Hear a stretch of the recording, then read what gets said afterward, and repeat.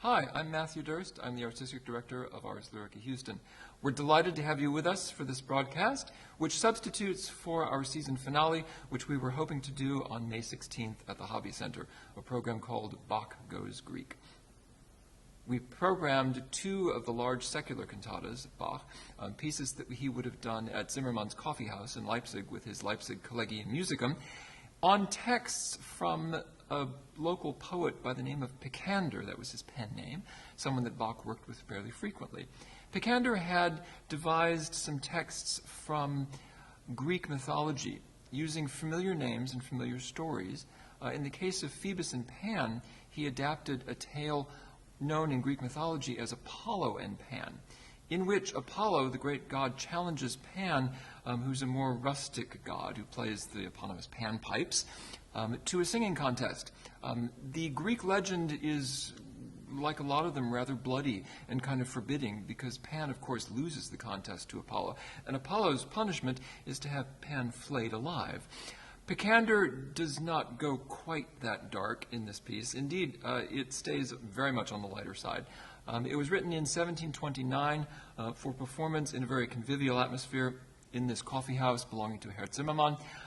And the singers and players would have been really very much among the crowd, playing out this contest as a song contest in a public establishment. So the basics of the story. Phoebus is another name that comes up oftentimes in this legend against Pan. They are the two opposite kinds of singers. One very refined, very artsy, representing the high style of music, something that Bach, of course, had long embraced. This is one of the reasons why we continue to go back to his music, because he was so good at this high-flown Baroque style. And Pan represents the lighter, rustic, more comic side. If you think comic opera in the early 18th century, you get a good idea, and its typical kind of buffo bass who kind of mumbles and stumbles around the stage to great comic effect in works of Pergolesi and others. So these two singers are opposed in this secular cantata, and they have two dueling seconds, if you will. The main singers, Phoebus and Pan, are both cast as bass baritones.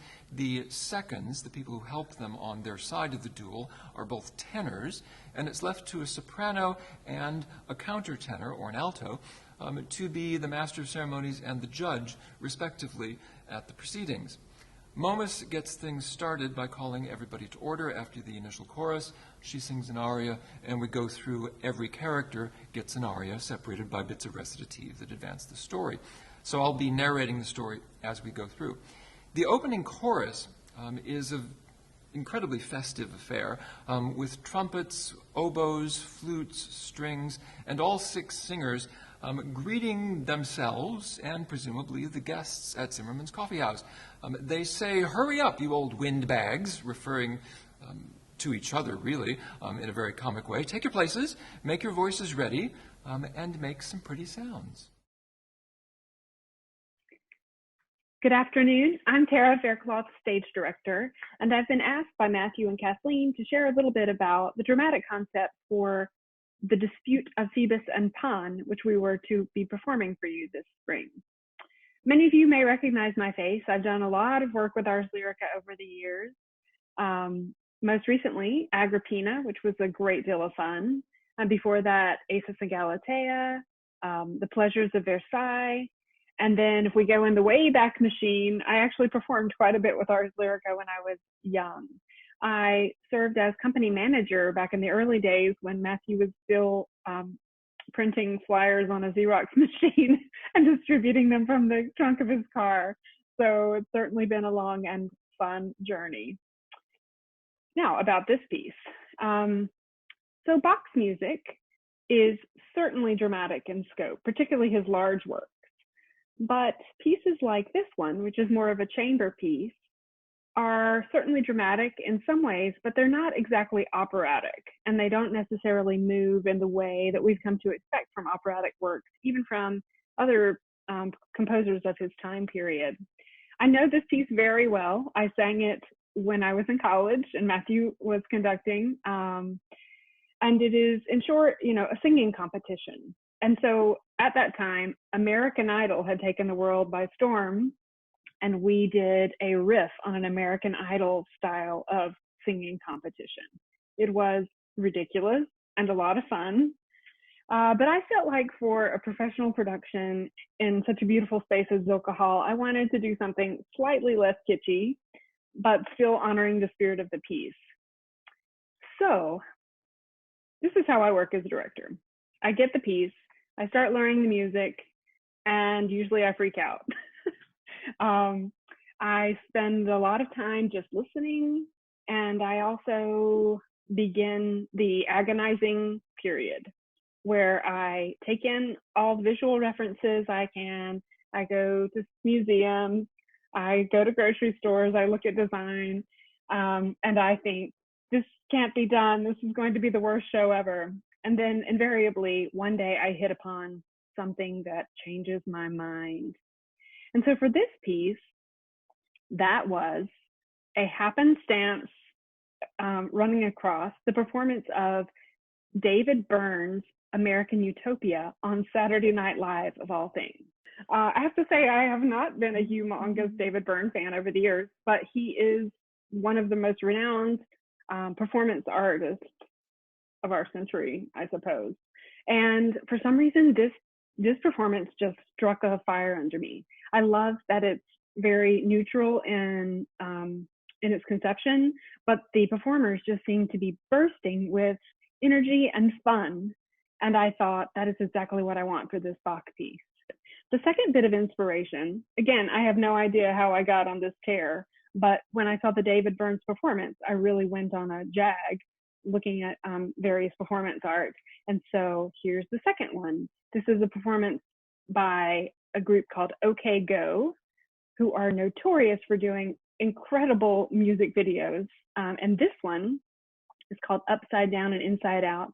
And they rented a jet and flew through the atmosphere above, I'm not going to know the science terms, but basically to the place where gravity didn't work the same, and then back, up and down for the cycles of this video.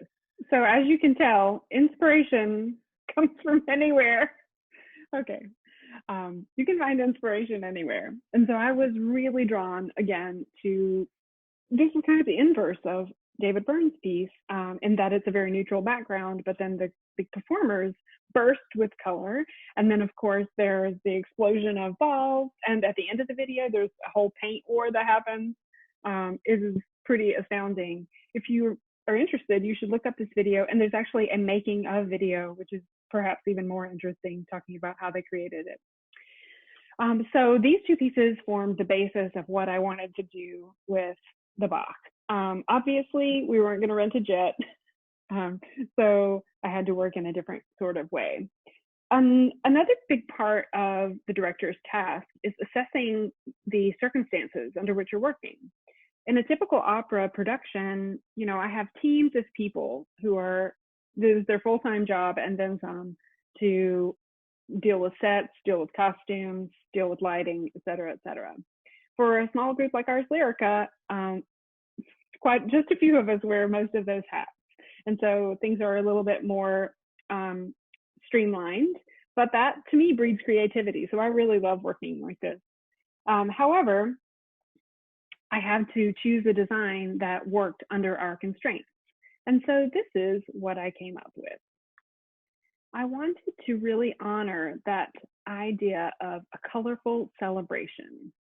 And I also thought that, you know, I knew we'd be performing this in May, and, you know, it's the most beautiful time of year in Houston. Well, I should say maybe April. But I wanted to celebrate spring with this piece. I also wanted to kind of return to a style of performance that I haven't gotten to do all that much lately, but that is a bit more stylized and really celebrates the surreal qualities that we can explore on stage, and with dance elements. So I decided that this would be a garden party. The scenic space. We definitely wanted to have the orchestra on stage. Ars Lyrica, you know, is, so I love to honor our musicians and have them on stage with us, sharing in the experience. I wanted to see a few apple boxes. That's what we call these boxes here at the bottom. We use them backstage. They're usually black, but sometimes you can paint them and use them on stage. And I thought, use springy colors. We can move them around in various configurations, which would be really fun and interesting. I wanted to really enhance that party atmosphere with hanging colored lanterns and also helium balloons. I mean, heck, let's do a paint fight at the end. I don't think Matthew would go for that. Then, of course, we fill that space with hand props and costumes. At any spring tea party, you're going to have treats. So I'm looking for champagne, for cookies, for flowers. I wanted mix match china. Again, bright, springy, fun. The costume. And I really thought the bare feet like captured a certain feeling, not just for you, the viewer, but also for the performers to remember that this is not a staged concert, but it's something a little bit different, a little bit special, a little bit wacky. And so here we have our scenic elements, our hand props, and our costume pieces. So here are the stylistic ideas that I was bringing to the page for our production. But honestly, you know, it's in the room that the magic happens. And unfortunately, that's the part we didn't get to do. But meeting with the singers, working with the orchestral musicians, and creating something magical that only happens usually one night only, sometimes two. And I'm very sad that we won't get to do that, but I hope you enjoyed me sharing my dramatic ideas for this piece. And I hope that we get to have our Bach garden party in the future. Please keep care, stay safe, be well. Thank you.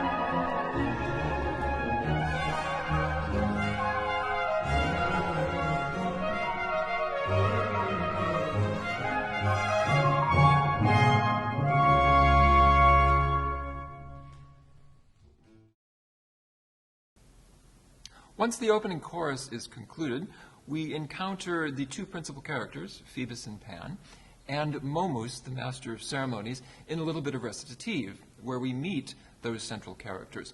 Phoebus asks Pan first whether he thinks that his singing is the equal of his own. Pan responds, "Of course, mine's actually much better than yours. You only sing for people who know high art. I sing for everyone, including birds. They love my song." And Momus says, "Hey guys, come on, get with it.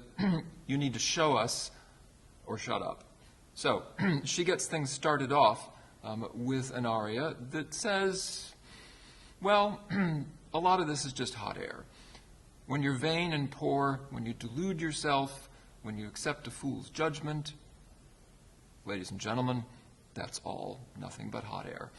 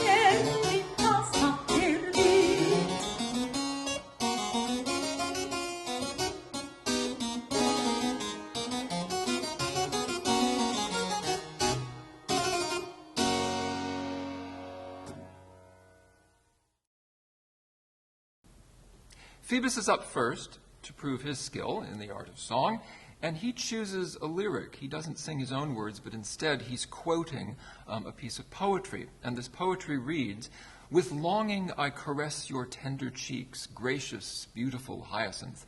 I love to kiss your eyes, for they are my morning stars and the sun of my soul."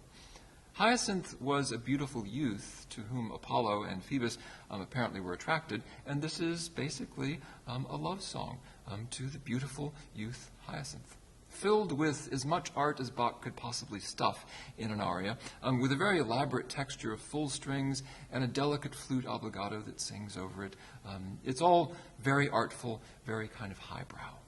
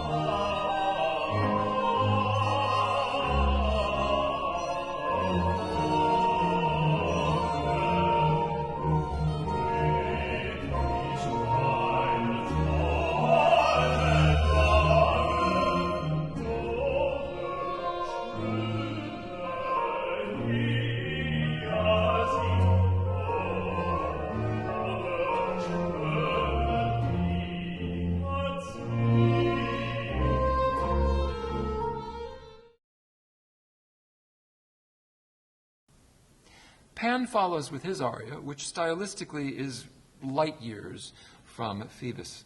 Pan says that he's going to do his best to outsing Phoebus, and he comes up with a very rustic melody, supplied, of course, by Mr. Bach, whose text says, "For dancing, for leaping, my music shakes the heart." This is a very funny little aria because Bach decides to segment the words, wackelt das Herz, to literally shake the heart. Bach depicts by essentially turning the baritone into a stutterer who has to sing Ich wackelt das Herz, which in context sounds very funny. It's very lowbrow in comparison to Phoebus's high-flown melody, and it makes great effect here in Pan's voice as a comic moment in the piece.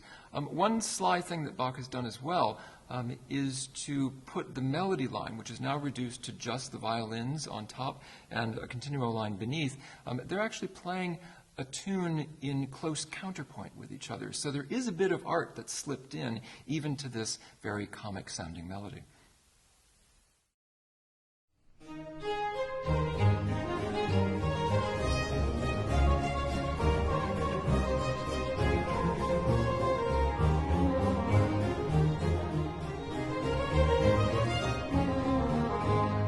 Tanze zu Sprunge, so wackelt das Herz.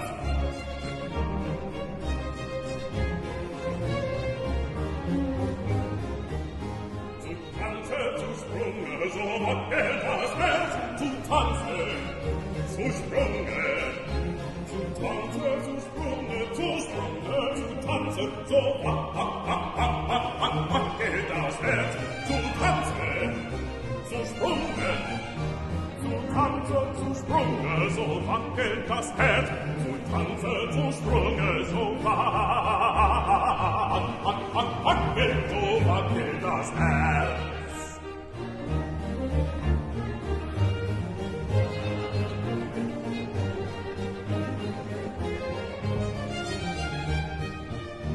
Zu Tanze zu Sprunge, zu Tanze zu Sprunge, zu Tanze zu Sprunge, so wackelt das Herz. Zu Tanze zu Sprunge,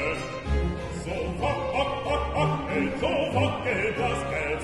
Zu Tanze zu Sprunge, so wackelt das Herz. So wackelt das Herz, so wackelt das Herz.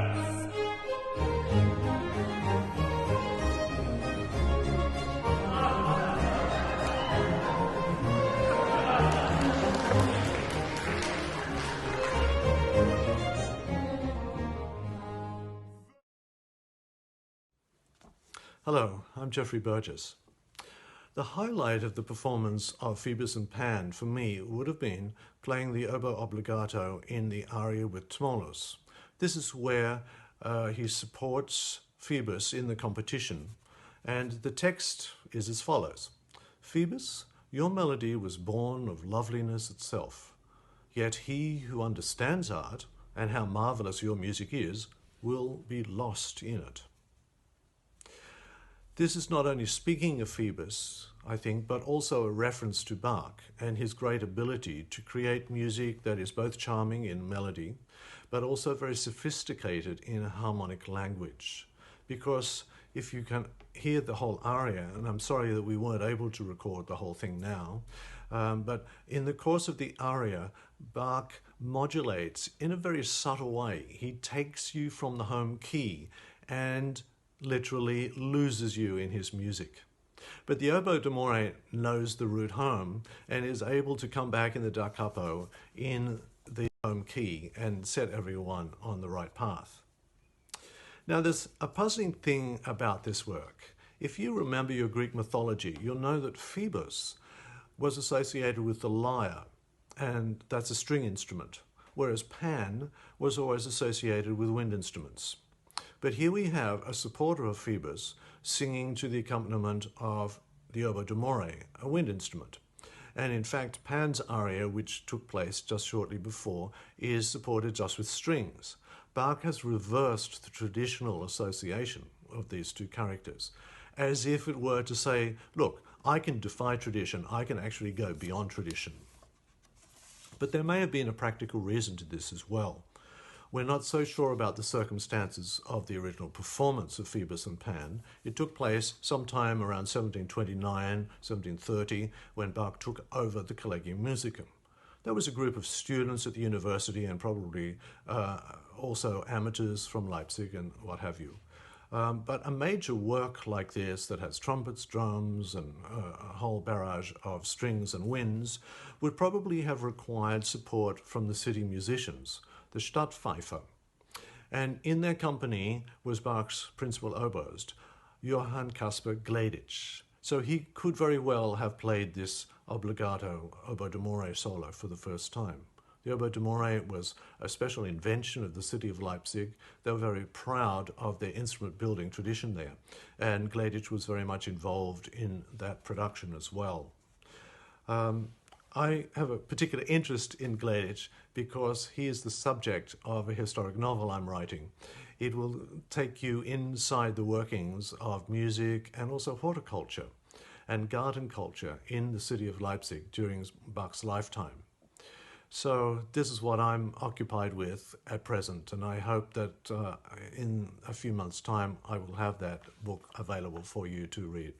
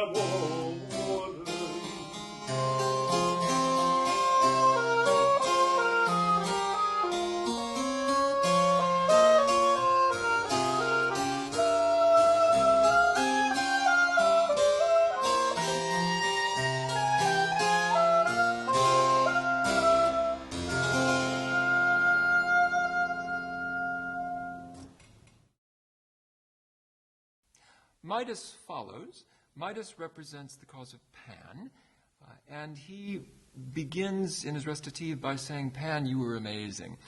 Your song, I'll remember every single note of it, and I'll go out and sing it myself. Phoebus, he says, was far too artsy. Pan, by contrast, sings easily and naturally. Bach comes up with a similar texture to Pan's aria for Midas. It's reduced to just the violins in unison and a bass line.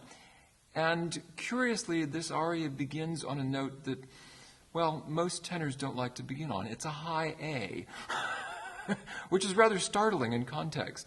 So Midas blurts out rather bluntly, Pan is the best singer. At the beginning of this aria, vote for him.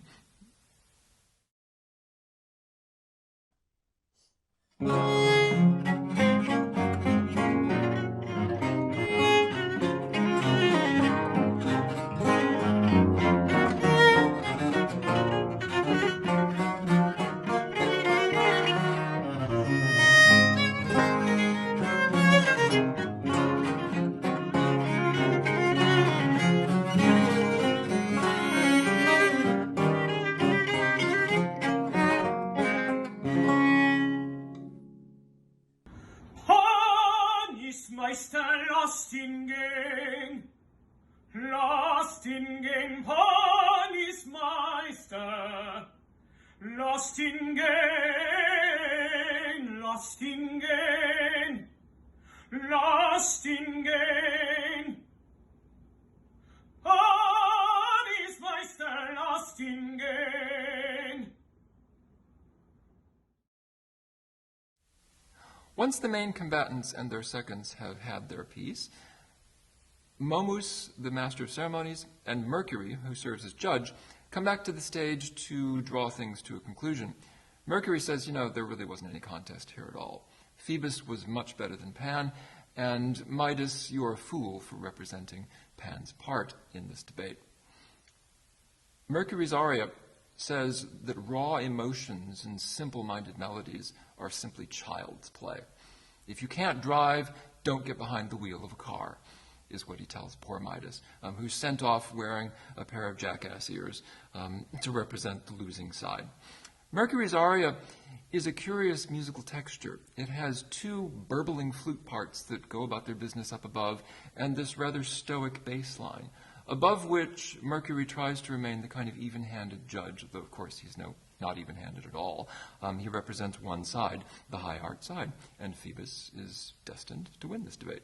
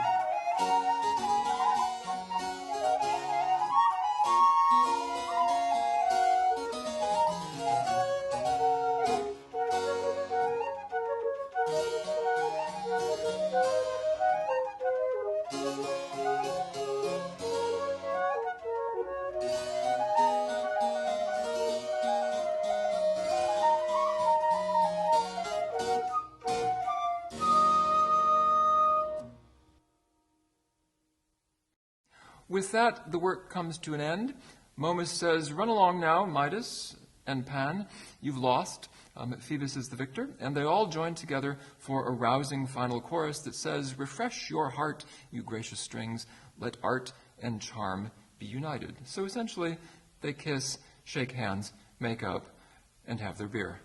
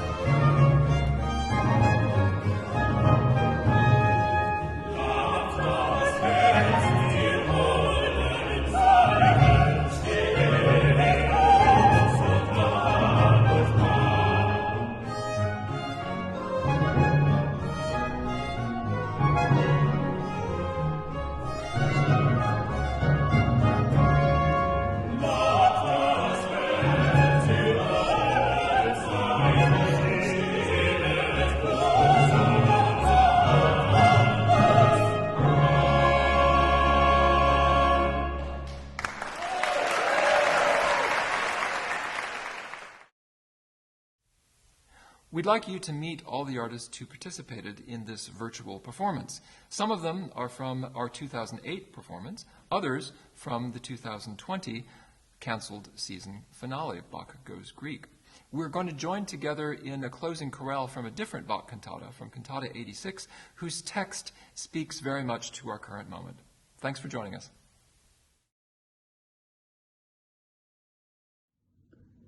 Hi, I'm Alan Austin, violin and a founding member of Ars Lyrica Houston. Arvo and I are very happy to have you here tonight for this performance.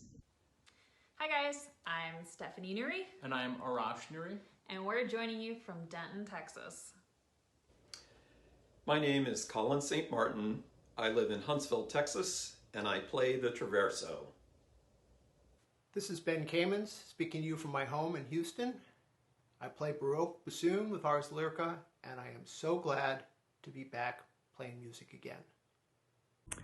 Hi, this is Randy Lacey. Very soon I will be moving from Stillwater, Oklahoma to Dallas, Texas. Thanks very much. I'm countertenor Arya Nussbaum-Cohen, and I live in San Francisco, California. Hi, my name is Dominique, and I was really excited about the idea of portraying Momus as a man and portraying Tara Faircloth's modern interpretation of him. Hi there, this is Zachary Wilder coming to you from Paris, France. I play Tmolus in Bach's Phoebus and Pan, and I am definitely Team Phoebus, and I get to sing a beautiful elegiac duet with the oboe in praise of Phoebus's musical gifts. Enjoy the show.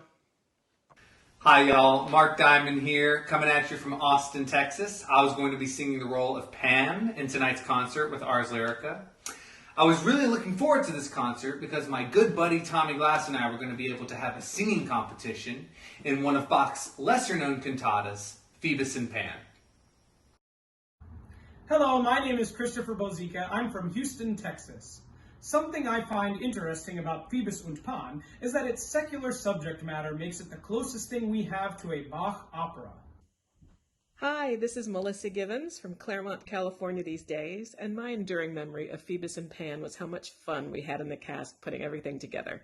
The singing and the acting. It was great. Enjoy! Hello, everyone. Good evening. We're the Dunhams from Houston, Texas, in our home. I'm Deborah. You've seen me on the stage with Ars Lyrica for many years. Matthew, we love playing with Ars Lyrica. And here's my husband, James. And thank you so much for joining us tonight. It's always a great pleasure to work with Matthew, Ars Lyrica Houston, and bring music to you. Thanks so much for joining us this evening. And take care.